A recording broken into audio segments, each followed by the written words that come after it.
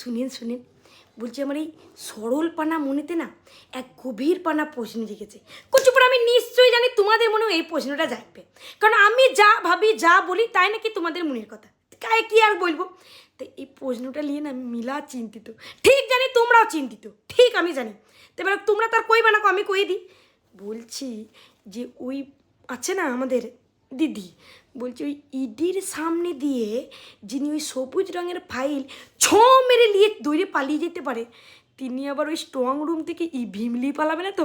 দেখেন আমি এ কথা কইতাম না উনি এমন কাজ করিয়েছে বলেই আমি কিন্তু বলছি, প্রমাণ আমাদের সকল পশ্চিমবঙ্গবাসীর কাছে আছে বলেই আমি বলছি, নাহলে আমি কইতাম না এবার বলবে পালিয়ে গেলে কি হবে, খপ করে ধরে নেবে। ও পারবে না, না না, কচুপোড়া পারবে না, পুলিশের দ্বারাই হবে না।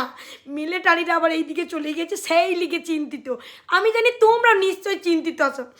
বলছি প্রধানমন্ত্রী গো প্রধানমন্ত্রী, আপনি তো ভোটটা সুষ্ঠুভাবে করে দিয়ে গেলেন, কোনো মায়ের কোল খালি হয়নি, কোনো স্ত্রী তার স্মৃতির সিঁদুর মোচে নাই, সব ঠিক আছে, আমরা মিলাই খুশি।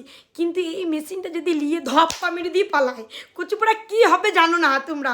ওই দিদি ওই ধপ্পাবাজি খেলা যে কত জানে, কিচ্ছু জানে আমরা, গুত্তুনি এমন দেবে না পুলিশকে, গুত্তুনি মেরে ওই মেশিন নিয়ে পালিয়ে যাবে, হ্যাঁ ওই ইভিএম নিয়ে পালিয়ে যাবে।